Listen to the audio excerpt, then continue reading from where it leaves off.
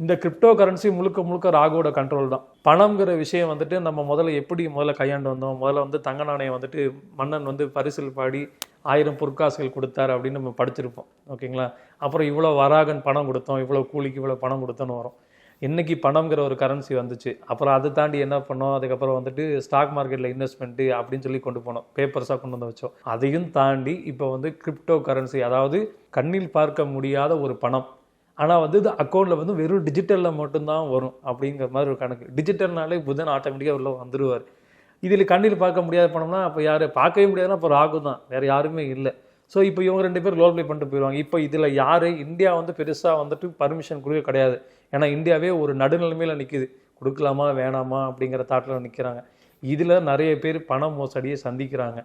இதிலே நிறைய பேர் பணமும் சம்பாதிக்கிறவங்களும் இருக்காங்க. மோசடி மட்டும் நம்ம சொல்லக்கூடாது, பணத்தை சம்பாதிக்கிறவங்க ஆள் இருக்க தான் செய்கிறாங்க. ஆனால் இதில் எவ்வளோ தூரம் சேஃப்டி அப்படின்னு எடுத்துக்கிட்டோம்னா ரொம்ப ரொம்ப ரேர். ஏன்னா அதாவது 100ல் ஒரு 20% தான் ப்ராஃபிட் எடுக்கிறவங்க இருப்பாங்க, மீதி 80% வந்து லாஸ் ஆகிவிடும்.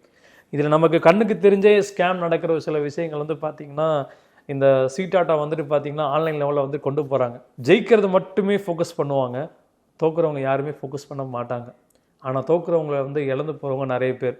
ராகு ஒரு பக்கம் பிரம்மாண்டமாக வேலை செஞ்சால், கேதுங்கிற நிறைய இடங்கள் நடந்துக்கிட்டு தான் இருக்கும், நடக்கும்.